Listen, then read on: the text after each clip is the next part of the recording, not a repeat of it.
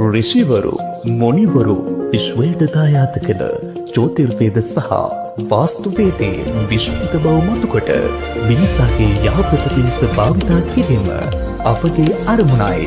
ඉසිවර දහම නාලිකාව අඳුර නසන්නට දැන්වූ පහනයි.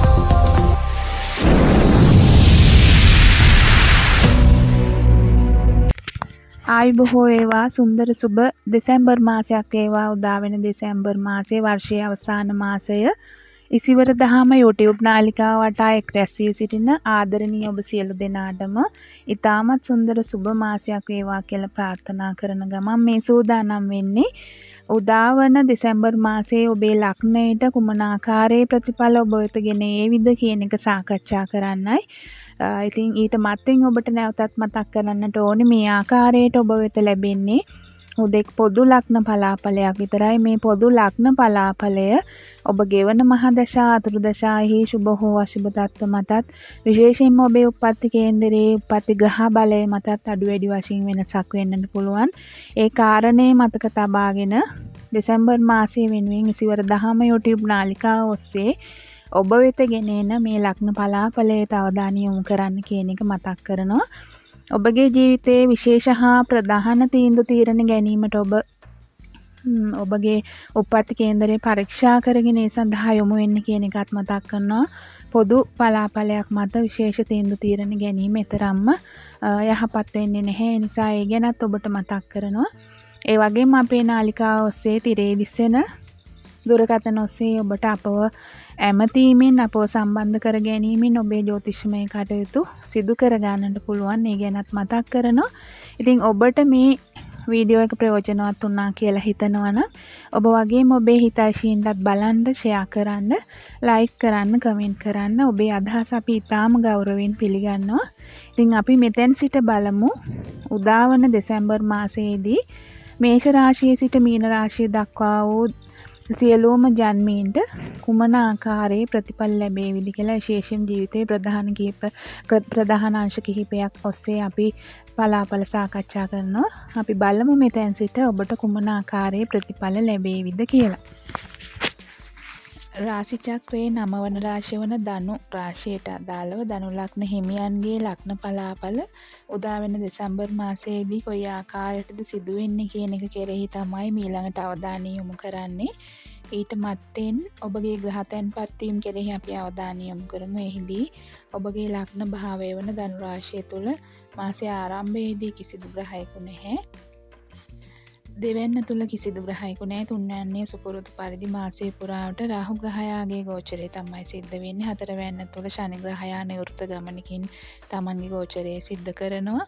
පස්වන භාවය, හයවෙනි භාවය, හත්වන භාවය කියන භාව ස්ථානවල මාසයේ ආරම්භයේදී කිසිදු ග්‍රහයක නැහැ. අටවන භාවයේ ගුරු ග්‍රහයාගේ වක්‍ර ගමනක් සිද්ධ වෙනවා කටක රාශිය තුල. එහිදී පස්වන දාවන විට ඔබේ හත්වන භාවයට ගුරු ග්‍රහයා වක්‍ර ගමනින් පැමිණීමට නියමිතයි. භාග්‍යස්ථානයේ තුල තවදුරටත් කේතු ග්‍රහයා මාසයේ පුරාවට ගෝචරය සිද්ධ කරනවා. කර්මස්ථානයේ තුල කිසිදු ග්‍රහයක නැහැ. අයස්ථානයේ නැතිනම් 11 වන භාවය තුල ගමන් කරන බුධ ග්‍රහයා මාසයේ 7 වන දාවනට ඔබගේ 12 වන භාවය නැත්නම් වැයස්ථානයේ වන වෘශ්චික රාශිගතව එහි සිට 30 වන දා නැවත ඔබේ ලග්න භාවයට පැමිණීමට නියමිතයි. ඒ වගේම ඔබගේ 12 වන භාවය නැත්නම් වැයස්ථානයේ වන වෘශ්චික රාශිය තුල එහි අධිපති කුජ ග්‍රහයා ගෝචරය සිද්ධ කරනවා මාසයේ 8 වන දාතෙක්. 8 වන දාවනට ඔබේ ලග්න භාවයේ ධනු රාශියට පැමිණීමට නියමිතයි. රාජ්‍යකාරක රවි ග්‍රහයා ඔබගේ පුණ්‍යස්ථාන අධිපති වශයෙන් 12 වන භාවයේ ගත කරනවා මාසයේ මුල් අර්ධයක කාලය තුල. එතෙන් මුල් අර්ධයෙන් පසු දෙවන අර්ධය ඔබගේ ලග්න භාවය තුල තමයි රාජ්‍යකාරක රවි ග්‍රහයාගේ ගෝචරය සිද්ධ වෙන්නේ. ඊට අමතරව සිකුරු ග්‍රහයා ඔබේ 12 වන භාවයේ ගමන් කරනවා මාසයේ 21 වන දාතෙක්. 21 වනදා සිකුරු ග්‍රහයාත් ඔබගේ ලග්න භාවයට පැමිණීමට නියමිතයි. මේ ආකාරයේ ග්‍රහ රටාවක් තමයි ධනු ලග්න හිමි ඔබට උදා වෙන දෙසැම්බර් මාසයට ලැබී තිබෙන්නේ. මේ ග්‍රහචාරයට අනුව අපි බලමු ඔබට ඔබේ ජීවිතයේ ඒ ප්‍රධාන අංශයන්ට කොයි ආකාරයේ බලපෑම් එල්ල කරාවිද කියලා. එහිදී අපි මුලින්ම අවධානය ලබා දෙනවා ඔබගේ රැකියාව වෙතට මුලින්ම අපි බලමු ධනු ලග්න හිමි ඔබට දෙසැම්බර් මාසයේදී ඔබේ රැකියාව නැත්නම් ඔබේ වෘත්තීය තත්ත්වය කොයි ආකාරයට සිද්ධ වේවිද කියලා. එහිදී ඔබේ වෘත්තීය ස්ථානයේ අධිපති ග්‍රහයා වශයෙන් බුධ ග්‍රහයා අය ස්ථානගතව ගමන් කරන මාසයේ මුල් සතියක කාලය තුල. ඊට අමතරව හතරවැන්නේ ගමන් කරන ශනි ග්‍රහයාගේ ඍජු දෘෂ්ටි ඔබගේ රැකියා ස්ථානයට එල්ල කරමින් ගමන් කරනවා. ග්‍රහ දෘෂ්ටි වශයෙන් දෙවනාර්ධයේදී රාජකාරක රවි ග්‍රහයාගේ දෘෂ්ටිය ඔබගේ රැකියා ස්ථානය තුළට එල්ල වෙනවා. මේ ආකාරයේ ග්‍රහ රටාවක් සමග අපි ඔබට බලමු රැකියාවේ තත්ත්වය. එහිදී ඔබට මතක් කරන්න ඕනේ මුල් සතියක කාලයේ තරමක් හෝ යහපත් තත්ත්වයක් ඔබට ඔබගේ රැකියාව ඔබේ වෘත්තීය ස්ථානය තුළදී අත්විඳින්නට ලැබෙනවා. නමුත් තුන්වන සතියේ සිට මාසයේ ඉදිරියට ගලා යන විට ඔබට එහි යම් ආකාරයක හැලහැප්පීම් සහිත ගැටලුකාරී බාධාකාරී තත්ත්වයන් සමග තමයි ඔබේ රැකියාව සිදු කරන්නට වෙන්නේ. මේ බොහෝ දුරට ඔබට යලි දෙවන අර්ධයෙන් පසු සුළු වශයෙන් හෝ යහපත් තත්ත්වයක් උදා කරනවා. මොකද ඔබගේ භාග්‍යස්ථානාධිපති ලග්නගත වීමත් භාග්‍යස්ථානාධිපතිගේ දෘෂ්ටිය නැත්නම් රාජ්‍යකාරක රවි ග්‍රහයාගේ දෘෂ්ටිය රැකියා ස්ථානයට ලැබීමත් සමග නමුත් ඔබට මාසයේ දෙවන අර්ධය දක්වා යම් ආකාරයට ඔබගේ රැකියාව ඔබගේ වෘත්තීය අංශය සම්බන්ධ ගැටලුකාරී තත්ත්ව මතුවෙන්න පුළුවන්. විශේෂයෙන්ම ඔබේ ආයතන ප්‍රධානීන් ඔබේ ඉහළ නිලධාරීන් සමග ගැටලු ඇති නොකර ගැනීමට වග බලාගත යුතුයි. පාලක පක්ෂය සමග ගැටලු ඇති නොකර ගැනීමට ඔබේ වෘත්තීය ස්ථානය තුළ නීත්‍යානුකූලව නිවැරදි ආකාරයට ඔබේ රාජකාරිය ඉටු කරන්නට වග බලාගත යුතුයි. ඔබගේ රාජකාරිය හරියාකාරයෙන් ඉටු කිරීමෙන් ඔබට ඇතිවෙන්නට තියෙන බොහෝ ගැටලු මගහරවා ගන්නට හැකියාව වාසනාව ලැබෙනවා. ඒ අනුව ඔබට මේ මාසයේදී ඔබේ රැකියාව සම්බන්ධයෙන් මිශ්‍ර ඵලදායක තත්ත්වයක් තමයි පවතින්නේ. විශේෂයෙන් විදේශගත රැකියාවල නිරත වෙලා සිටින ධනු ලග්න හිමියන්ට නම් එහි තරම් බාධාකාරී ස්වභාවයක් පවතින්නේ නැහැ. තරමක් වෙහෙසකර ස්වභාවයක් ඇති වුවත් ඔබට තරම් බාධාකාරී ස්වභාවයක් නම් ඔබේ විදේශගත කටයුතු සම්බන්ධයෙන් ඇති වෙන්නේ නැහැ. ඒ අනුව විදේශගත රැකියාවල නිරත ධනු ලග්න හිමියන්ට යහපත් තත්ත්වයක් පෙන්වනවා. ඒ අනුව රැකියාව බලාපොරොත්තු වෙන ධනු ලග්න හිමියන්ට දේශීය වශයෙන් සිදු කරන රැකියාව තුළදී තරමක් කල්පනාකාරී විය යුතුයි. ඔබ එල්ලුම් පත්‍ර බාර දෙන්නට සම්මුඛ පරීක්ෂණ වෙත යොමු වෙන්නට බලා සිටිනවා නම් ඒ සඳහා ඔබට සුදුසු ග්‍රහචාරයේ දශා ගත වෙනවද කියන එක කෙරෙහි අවධානය යොමු කරන්නට අවශ්‍ය වෙනවා. මොකද මේ මාසය තුළ ඔබට එවැනි කටයුතු සඳහා තරම්ම සුවදායක වෙන්නේ නැහැ. නමුත් ඔබ විදේශගත වීමට විදේශ රැකියාව සම්බන්ධ කටයුතු සම්බන්ධයෙන් උත්සාහ කරනවා නම් එවැනි කටයුතු සාර්ථක කර ගැනීමේ හැකියාව ඉඩ ප්‍රස්තාව ඔබට උදා වී තිබෙනවා.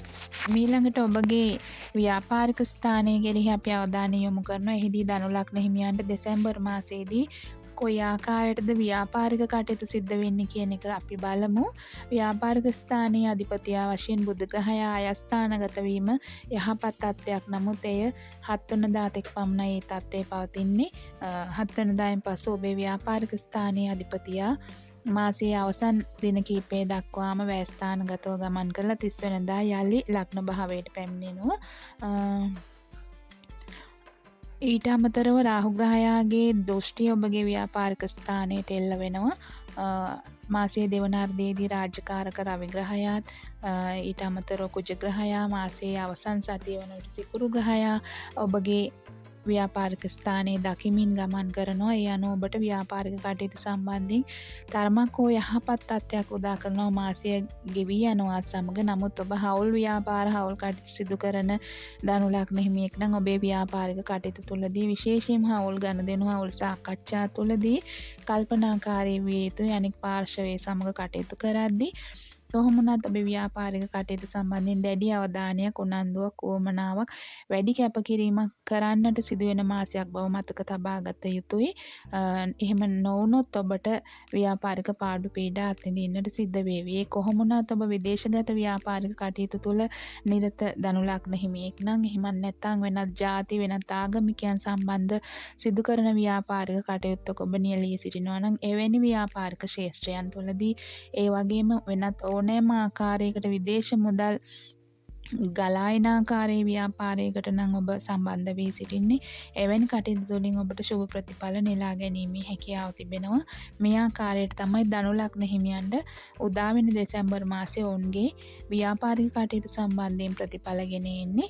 මේ සම්බන්ධ අවබෝධයෙන් කටයුතු කරන්න කියන එක මතක් කරනවා. විශේෂයෙන්ම ආයෝජන තුළදී සහ විශේෂ ප්‍රධාන තීන්දුව తీරන ගැනීමේදී ඉතාමත් කල්පනාකාරීව කටයුතු කිරීම වැදගත් බව නැවත මතක් කරනවා. ඒ අනුව නව ව්‍යාපාරිකයෙක් වශයෙන් ධනු ලග්න හිමියෙක් ව්‍යාපාර ශේෂ්ත්‍රයට පිය නගන්නට බලාපොරොත්තු වෙන සිටිනවා නම් ඔබට ඒ සඳහා සුදුසුම කාලය මේ කාලය වෙන්නේ. කෙසේ වෙතත් ඔබ විදේශගත ව්‍යාපාරික කටයුත්තක් හෝ විදේශ මුදල් ප්‍රවාහයන් ඔබ වෙත ගලා එන ආකාරයේ ව්‍යාපාරයක් එහෙමත් නැත්නම් වෙනත් ජාතිකයන් වෙනත් ආගමිකයන් වෙනත් රටක් සම්බන්ධව කරන ව්‍යාපාරයක් නම් ඔබට එවැනි කටයුතු තුළදී යහපත් ප්‍රතිඵල නෙලා ගන්නට හැකියාව තිබෙනවා. ඒ කෙසේ වෙතත් ගනුදෙනුවලදී තීන්දුව తీරන සාකච්ඡා තුළදී හැකියතා කල්පනාකාරීව බුද්ධිමත්ව සැලසුම් සහගතව ඔබේ ව්‍යාපාරයට එළඹීමට ඔබ වග බලාගත යුතුයි.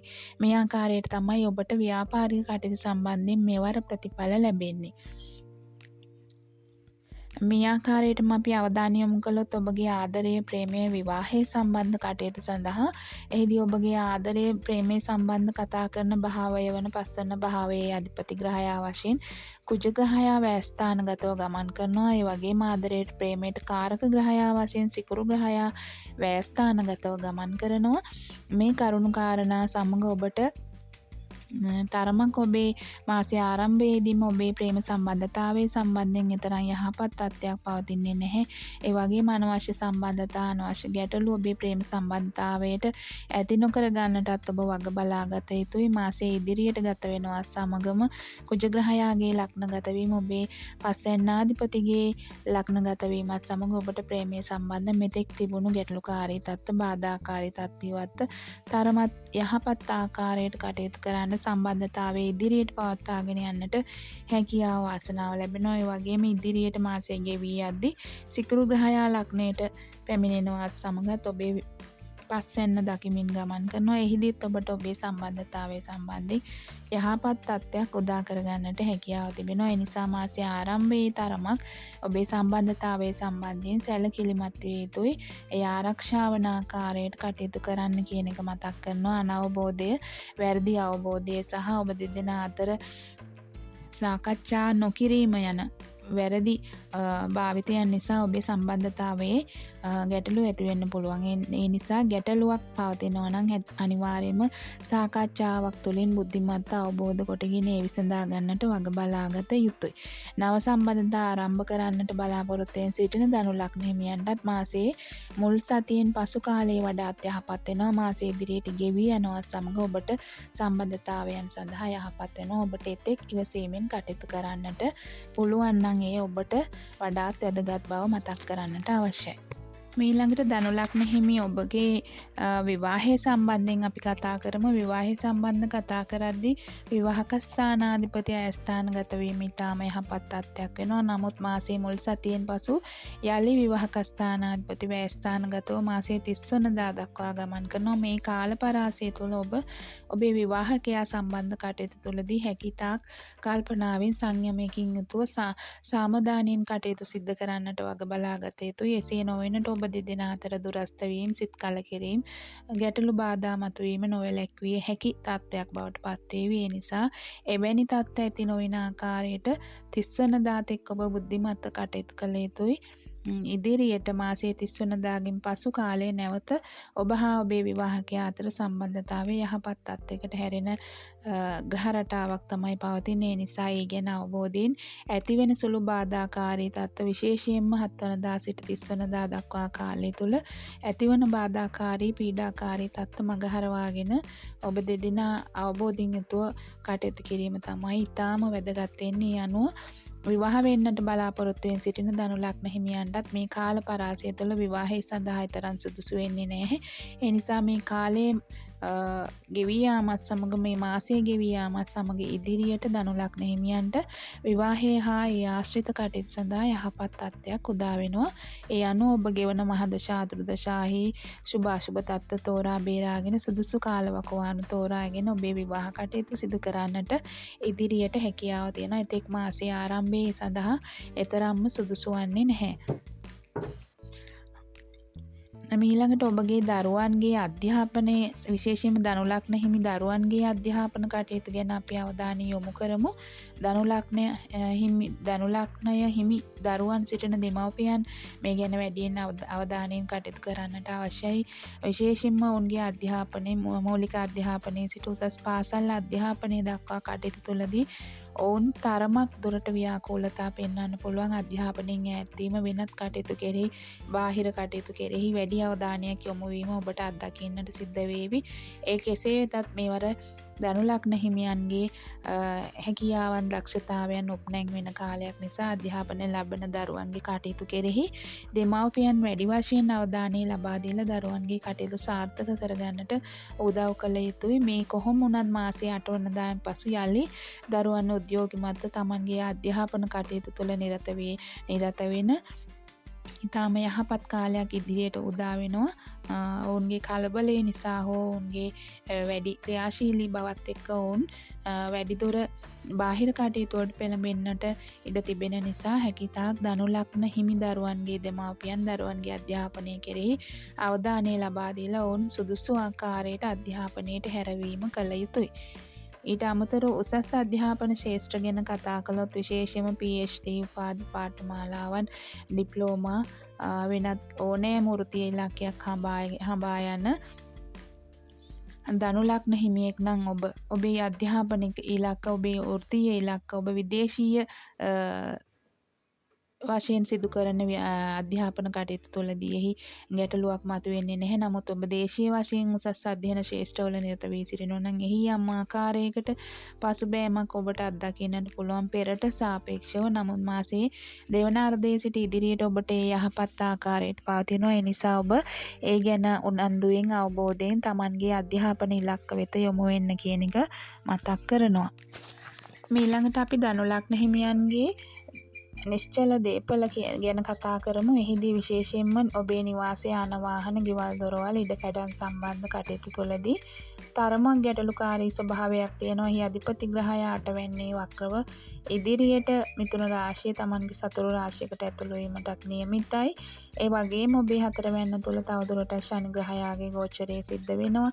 ඉතින් විශේෂයෙන් ඔබ බලාපොරොත්තු වෙනවා නම් ඔබගේ දේපල ඉඩකඩම් යාන වාහන සම්බන්ධ විශේෂ තීන්දුව తీරන ගන්නට ඒ සම්බන්ධ කටයුතු කරන්නට ඒ සම්බන්ධ නීතිමය කටයුතු සඳහා යන්නට උරුමයන් සඳහා ඉදිරිපත් වෙන්නට මේ කාලය ඔබට තරම්ම යහපත් වෙන්නේ නැහැ. ඒ සුබ ප්‍රතිඵල නෙලා ගන්නට තරමක් ඔබට දුෂ්කර වෙනවා. ඒ නිසා ඔබ එවැනි කටයුතු සඳහා මේ මාසයේ එවැනි කටයුතු සඳහා භාවිතා නොකරනවා නම් වඩාත් හොඳයි, වඩාත් සුදුසුයි කියන එක තමයි කියන්නට අවශ්‍ය. ඉදිරි මාසවලදී ඔබට එවැනි කටයුතු සාර්ථක කරගන්න පුළුවන් සුබඵල උදා වෙන ග්‍රහ රටාවක් නිර්මාණය වෙනවා ඉදිරියට. ඒ නිසා එතෙක් ඔබ ඉවසීමෙන් කටයුතු කළ යුතු වෙනවා. විශේෂයෙන්ම ලියකියවිලි නීතිමය කටයුතු සම්බන්ධ කටයුතු තුළදී මාසයේ මුල් අර්ධය ඔබට ගැලපෙන්නේ නැහැ.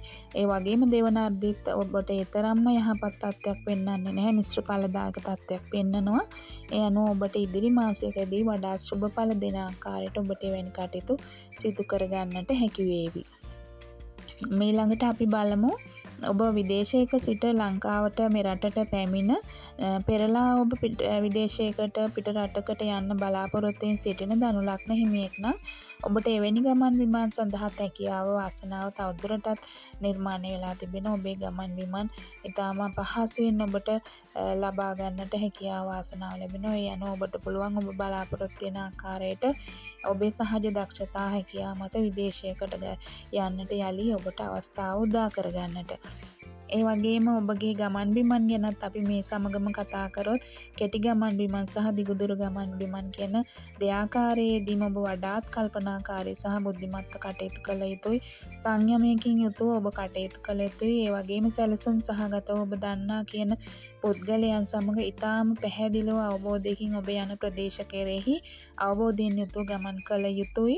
ඔබ රිය පදවන ධනු ලග්න හිමියෙක් නම් එහිදීත් ඔබ ඔබගේ වාහනේ ඊටාම නිත්‍යානුකූලව විනයගරුකව පැදවීමට වග බලාගත යුතුයි. එයින් ඔබට ඊටාම සුබ ප්‍රතිඵල නෙලා ගන්න පුළුවන්. ඉදිරියට කුජ ග්‍රහයාත් රවි ග්‍රහයාත් ඔබේ ලග්නයට පැමිණීමත් සමග ඔබ තරමක් දැඩි ස්වභාවයක් ගන්න පුළුවන් ඔබේ කටයුතු තුළදී. ඒ ඔබට විශේෂයෙන් ගමන් බිමන් තුළදී අවාසිදායක ලෙස බලපාන්න පුළුවන්.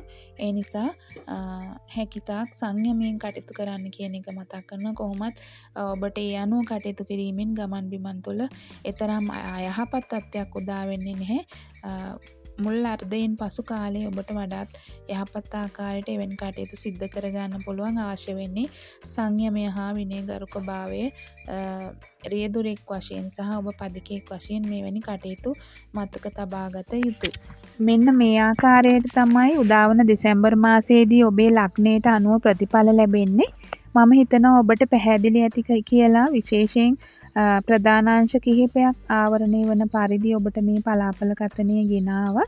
ඉතින් මේ ආකාරයට ගෙනා පලාපල කතනය හුදෙක් පොදු ලග්න ඵලයක් බව නැවතත් ඔබට මතක් කරනවා. ඔබට යම් ආකාරයකට ඔබේ පුද්ගලික කේන්දරයේ ඔබේ පුද්ගලික ජීවිතයේ යම් කිසි ශේත්‍රයක් සම්බන්ධ ගැටලුවක් පවතිනවා නම් ඒ සම්බන්ධ පුද්ගලික විමසීම් තුළින් බලා ගන්න පුළුවන්.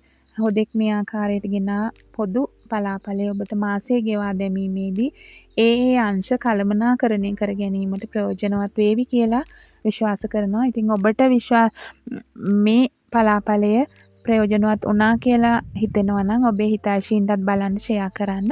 ඒ වගේම ඉසිවර දහම අපේ YouTube නාලිකාව subscribe කරන්න කියලා ඉතාම ආදරෙන් ඉල්ලා සිටිනවා. එහෙනම් ගිහින් එන්න සියලු දෙනාටම උදාවන දෙසැම්බර් මාසයේ සුන්දර සුබ දෙසැම්බරයක් වේවා. උදා වෙන්නට නියමිත 2026ට සූදානම් වෙන්නට ශක්තිය ධෛර්යය වාසනාව ඉසිවර දහම තුලින් ඔබ වෙත ප්‍රාර්ථනා කර සිටිනවා.